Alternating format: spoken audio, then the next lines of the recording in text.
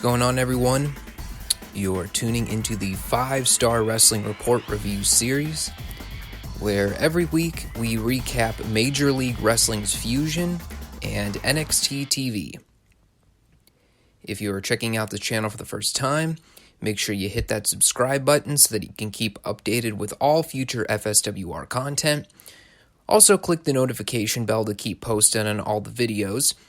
And if you don't mind, give this video a like and leave some of your feedback on any or all topics discussed in the video.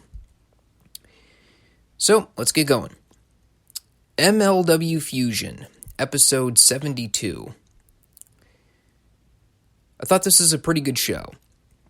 It was definitely a step up from the last 2 weeks, which I thought were, if not wretchedly bad, they were at the very best stupid. With that being said, the show was not void of stupidity altogether.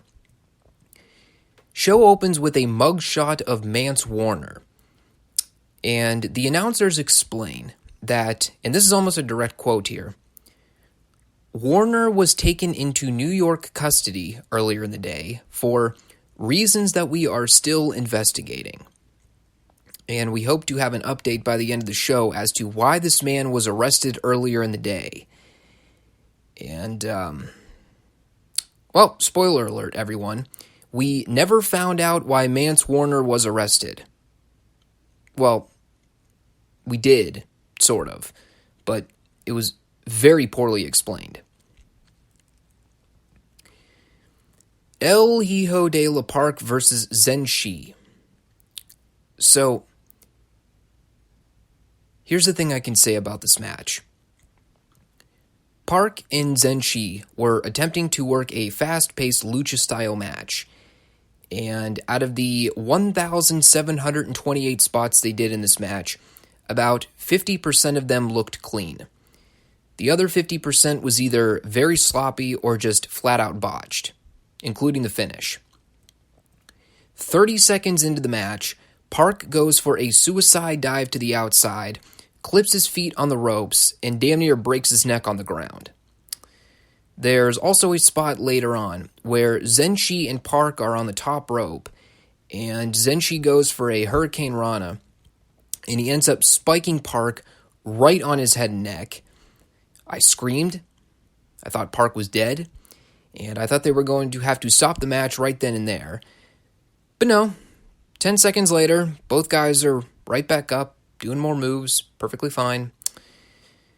There was an incredibly awesome part in this match, though, where Park is leaned against one corner of the ring, and Zenshi is on the top rope from the opposite end, and he hits the greatest coast-to-coast dropkick I have ever seen. And if that was the finish to this match, it would have been awesome. But again, no. No, you see, we have another scheduled 2 minutes to work. We must cram in more moves here. So, long story short, they did more stuff. None of it was as cool as the coast-to-coast dropkick.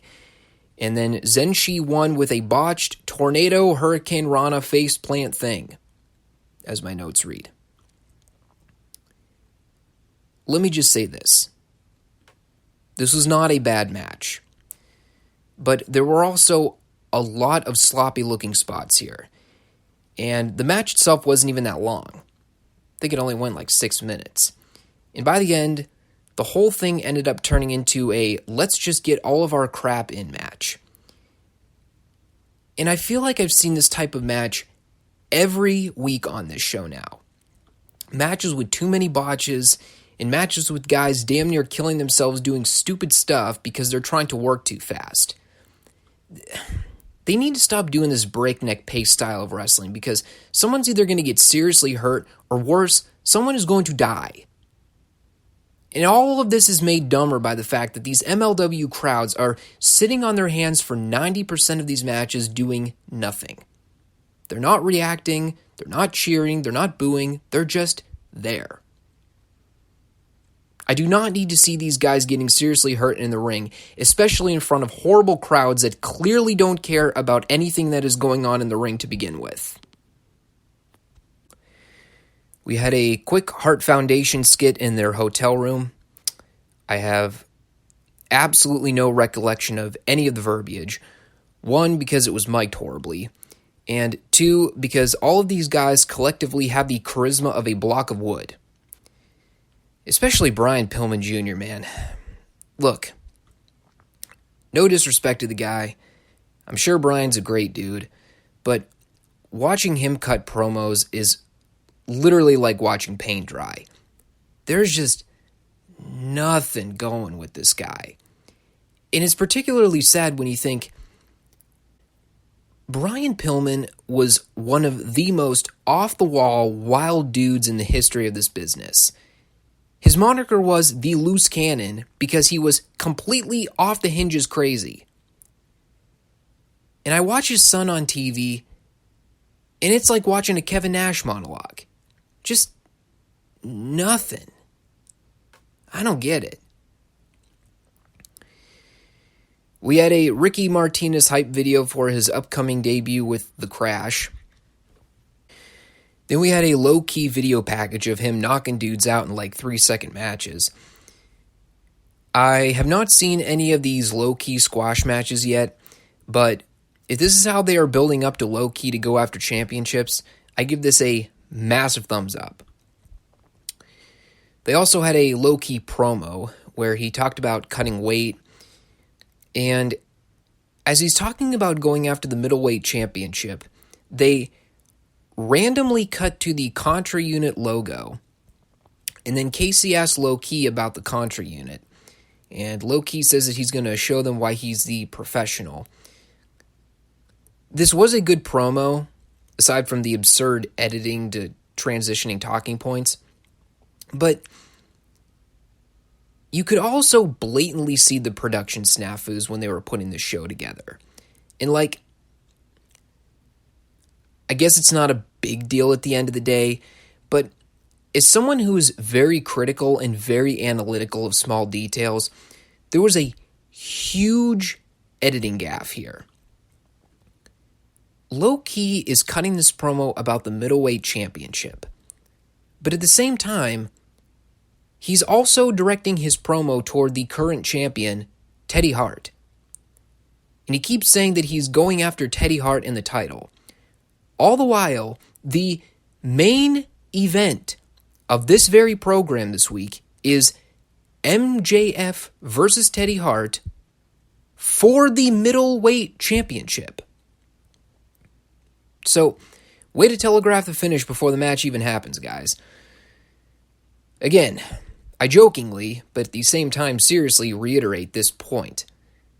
The show is called Major League Wrestling. Just keep that in mind. We had a Contra Unit hype for the War Chamber match. Then we had a Selena De La Renta and Jimmy Havoc promo.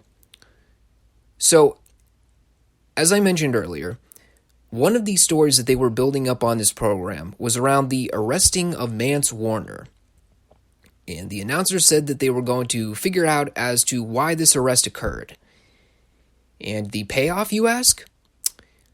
Selena De La Renta had Warner arrested. Reasons? We don't know. It was never explained. Rich Piccini asks, were you behind the arrest of Mance Warner? And Selena simply goes, of course I was behind it. And then Havoc said some stuff, and that was it.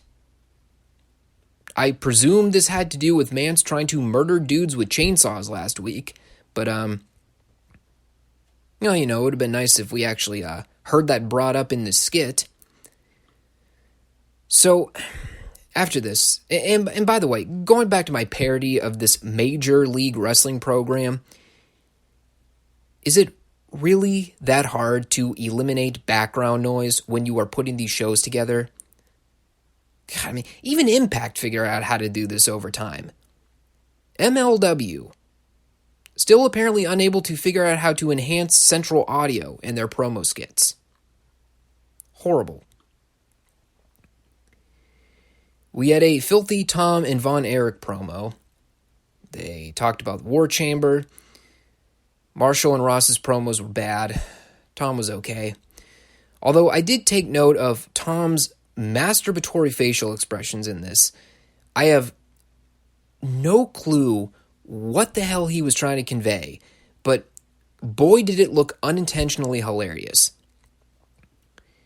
And we had a hype video for a rematch with Jacob Fatu and Tom Lawler for the MLW World Heavyweight title next week. And unlike Tom's very awkward orgasmic facials in the previous promo, this hype promo from Tom was actually awesome. We had a Lifestyles of the Rich and Dynastic skit. Richard Holiday says he's going to wipe the floor with Pillman Jr.'s mullet next week. MJF says he's going to recapture the Middleweight Championship, a championship he supposedly never lost. And then Hammerstone obsessed over his golden watch. And then he said that the dynasty has been so effective on capturing all the gold from the States, he wants to go over to Japan and start bringing championship gold back to the group from there. And it was at this point that I noted, the dynasty is doing the Undisputed Era Capture the Gold storyline, except that MLW is actually booking the story correctly by having the dynasty actually win all the gold, and not just talking about it like the Undisputed Era have for the last 9 months. And in the main event, MJF versus Teddy Hart for the Middleweight Championship. So MJF does a promo beforehand, calls out the fans, buries Bret Hart for a minute. There's a great moment in the middle of this promo where MJF is belittling the fans, and the camera's cut to this black gentleman who awkwardly looks at the camera to ensure that he is being filmed, and then he says the words, and I quote here, "Hey, bitch." And to say that this is the highlight of the show would probably be accurate. It was definitely a moment to behold. Speaking of moments to behold, Teddy Hart comes out wearing what I can only best describe as my mother's window curtain attire. The announcers tried to justify this by claiming that Teddy customizes his own gear, to which I responded by saying he needs to hire someone, because his fashion skills are atrocious. Points for effort, though. So the bell rings for the match, and because MJF is an awesome dirtbag heel, and because Teddy Hart is a well-received babyface for this company, the fans actually cared about the match. They were hot from the opening bell, they were cheering Teddy along, they were booing MJF throughout, and it was great. It's the first time that I've watched an MLW match where I watched the fans be invested. An amazing concept in pro wrestling. So Teddy took control early on. He actually hits a sit-out lung blower on MJF less than a minute into the match. Hart's beaten MJF down for a while. Arya Blake gets on the apron for a distraction. MJF got the heat on Teddy for a while and worked over the throat. He tried for an Irish whip into the corner, but Hart reversed it into a code red. Followed up with a Canadian destroyer, but MJF rolled out of the ring. They did some stuff for a while. Teddy did a couple of springboard moonsaults. Hart went for the springboard elbow, but MJF got the knees up. And finally at the finish, Arya comes in with her shoe. MJF tries to hit Teddy with it, but the ref snatches it away. Arya gets the low blow on Teddy behind the ref's back for a near fall. The ref ended up kicking Arya out from ringside. MJF bickers with the ref for a few seconds, and then Teddy hits the top rope Canadian destroyer for the 3 count. This was a very good TV match. Probably a little too much action going on here, but it was fine. And the crowd went nuts for the finish. I still maintain that MJF is one of the best performers in the business today, and it absolutely sucks that MLW is going to lose this guy in the coming weeks. He has been so great on this program the last few weeks, and it's definitely going to suck to see him go. Like I said at the beginning, this was a good show.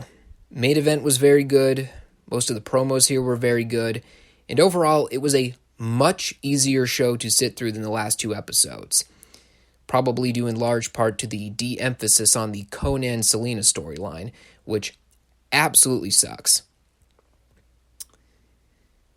Alright, let's move on to NXT. NXT, August 28th, 2019. Io Shirai versus Cammy Fields. Remember last week when I was complaining about WWE-style squash matches and how they need to just let the jobber get beat up the whole time to put over the talent they're trying to establish? Well, they fixed that this week. Io destroyed Cammy in like 2 minutes. She hit the moonsault, teased a pinfall, but then she locked in the Harajuku clutch for the win. Awesome. Perfect. And then after the match, she went to grab a kendo stick, but Candice LeRae ran out, grabbed the stick, and chased Io out of the ring. The only thing that I could possibly nitpick about this match, and it's more of just something amusing looking back at it,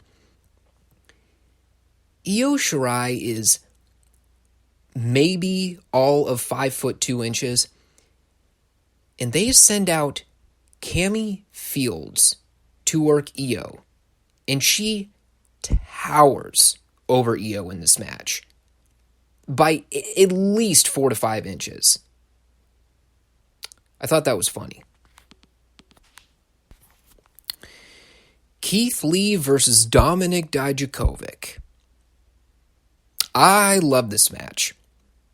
In fact, you know what this was? This was Keith Lee and Dominik Dijakovic saying, let's just go out there and have a takeover match on TV. And it was awesome. They're beating the crap out of each other. They're throwing each other around the ring. They're grunting and gritting teeth at one another. And then they just start breaking into a PWG match in the middle. They're doing moonsaults, top rope Spanish flies, corkscrews to the outside. We've got chants of fight forever. We've got chants of please don't die when they went high risk. Eventually, Keith Lee went up top for a move. Dominik crotched him. He hit the feast your eyes and got the pin. If it were all possible, I would give this match 3 thumbs up. But since I cannot do that, I will give it 2 thumbs up and 1 big toe up. Looking back at it now, I would be perfectly happy if every edition of NXT from now until the end of the year featured Keith Lee and Dominik Dijakovic having big hoss fight matches. At least I can say this. If Vince is going to be in charge of overseeing NXT every week going forward, as long as I get Keith Lee versus Dominik Dijakovic on TV every week, I'll be happy.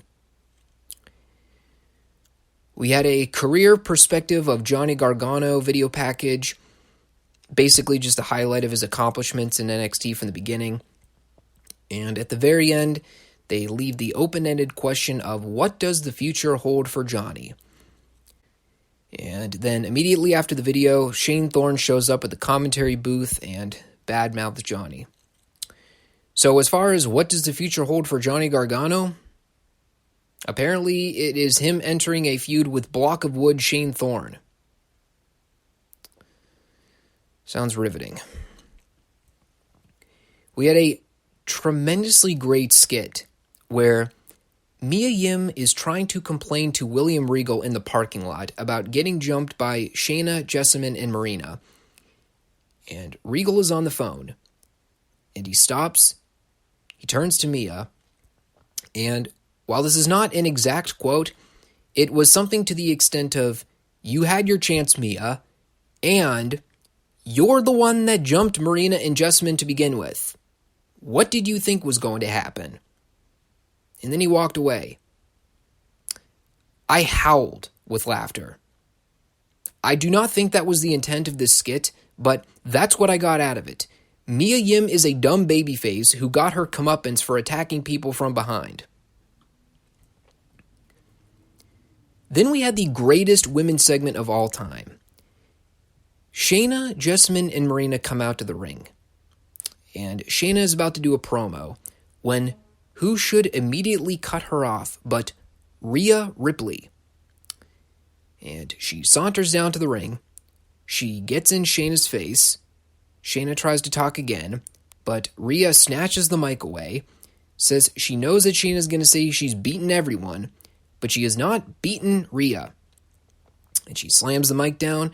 The crowd wets themselves with excitement, and they immediately set up a women's program that is 10 times better than Shayna Baszler versus Mia Yim.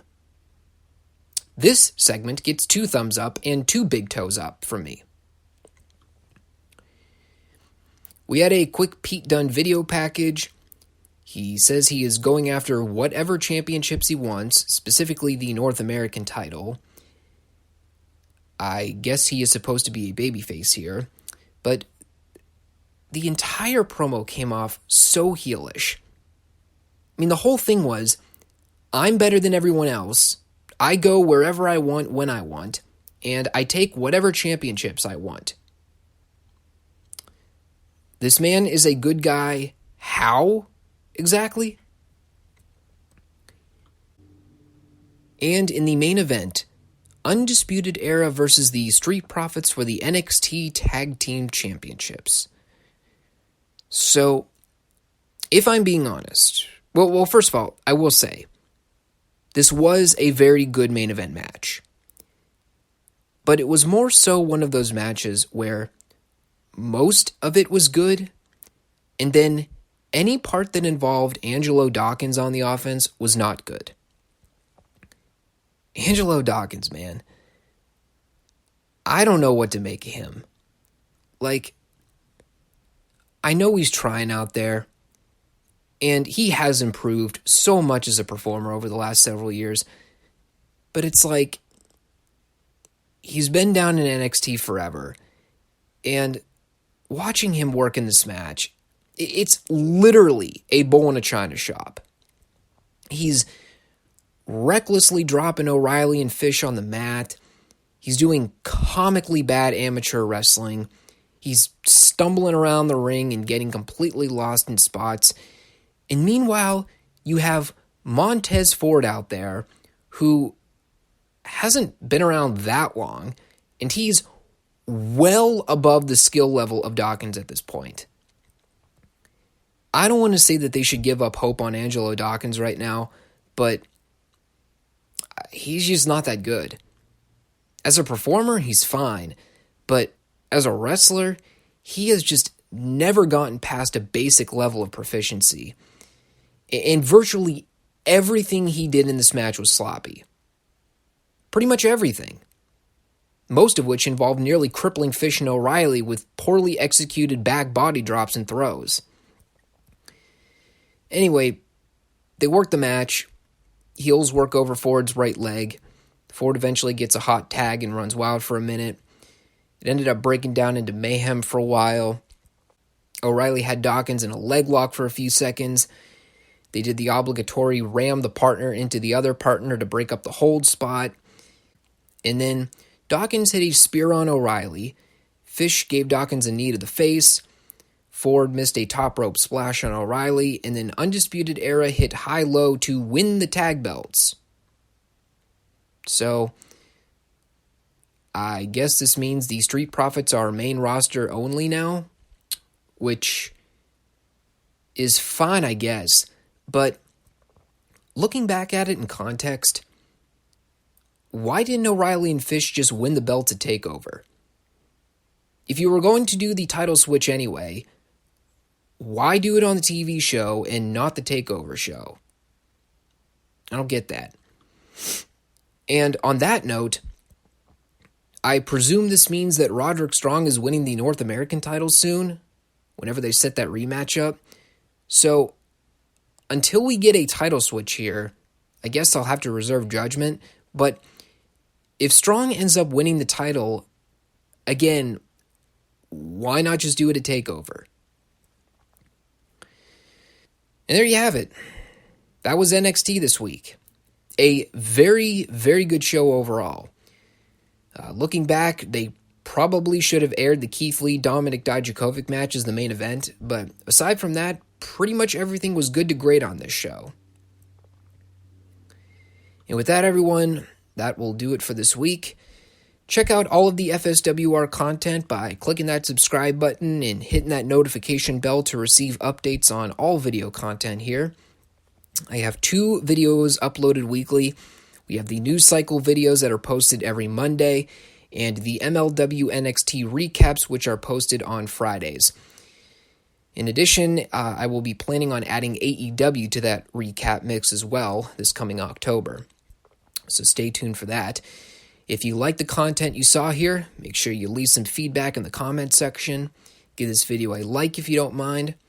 And I will catch you guys on Monday for the next installment of the 5 Starr Wrestling Report.